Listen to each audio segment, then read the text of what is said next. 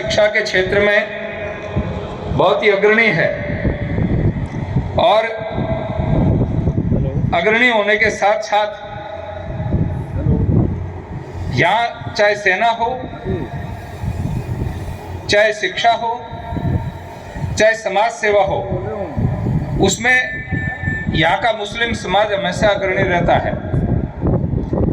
सेना में तो अभी जैसे बताया कि एक ही गांव से 17 लोगों ने बलिदान दिए हैं और इस जिले की कोई पंचायत ही शायद ऐसी होगी जिस पंचायत में किसी शहीद की प्रतिमा नहीं लगी हो। शेखावाटी वीरों की और फकीरों की धरती है। मैं जो निवेदन आपसे करना चाहता हूं वो ये करना चाहता हूं, वर्तमान समय बहुत ही ऐसे संकट के काल से विचरण कर रहे हैं। संकट किस बात में? संकट है संस्कारों का। चाहे मुस्लिम परिवार हैं, चाहे हिंदू परिवार हैं, हमारे युवा जिस पथ पर जा रहे हैं उनको संभालने की आवश्यकता है। उनमें देशभक्ति का भाव, बुजुर्गों के प्रति सम्मान का भाव यदि हम नहीं भरेंगे तो हमारे जिन लोगों ने शहादत दी है उनकी शहादत काम नहीं आएगी। मैं आपसे निवेदन करना चाहता हूं,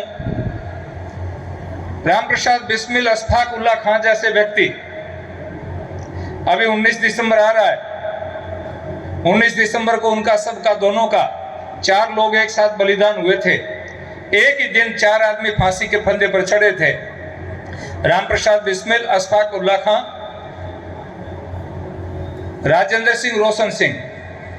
एक दिन गोरखपुर और लखनऊ की जेल में उनको फांसी की सजा हुई।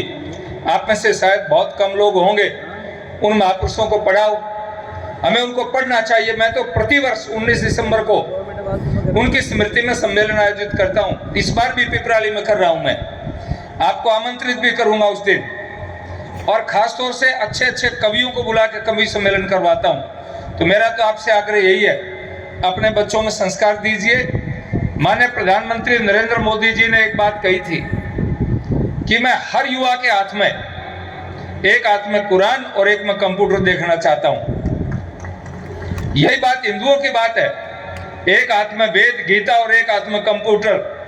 बिना अध्यात्म और विज्ञान के कोई भी व्यक्ति अधूरा है, समाज अधूरा है और देश अधूरा है।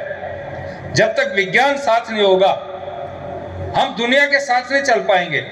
अध्यात्म हमारे पास नहीं होगा, हम आत्म सुख प्राप्त नहीं कर पाएंगे, हमारा जीवन बेकार है। तो मेरा निवेदन है कि इन दोनों मंचों के ऊपर हमें आगे बढ़ना है और अपने संतानों को इस ओर ले जाना है।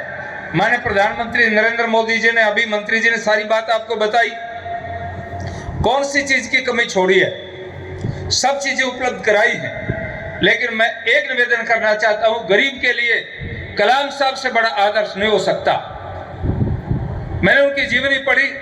बचपन में जिस व्यक्ति के पास जूते नहीं होते थे, पहनने के कपड़े नहीं होते थे, किताब लेने के लिए पैसे नहीं होते थे, वो दुनिया का सबसे बड़ा मिसाइल मैन बन सकता है। तो झुंझुनू का गरीब का बेटा क्यों नहीं पढ़ सकता?